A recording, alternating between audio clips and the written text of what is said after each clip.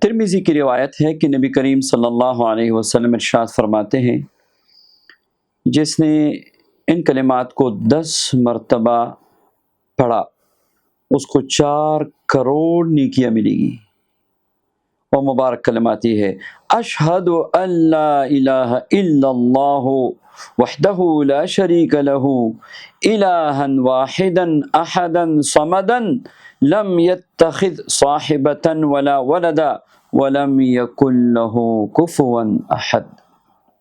پڑھیے میرے ساتھ اور اس کو یاد بھی کیجیے، اشہد ان لا الہ الا اللہ وحدہ لا شریک لہ الہا واحدا احدا صمدا لم يتخذ صاحبۃ ولا ولدا ولم یکن لہ کفوا احد۔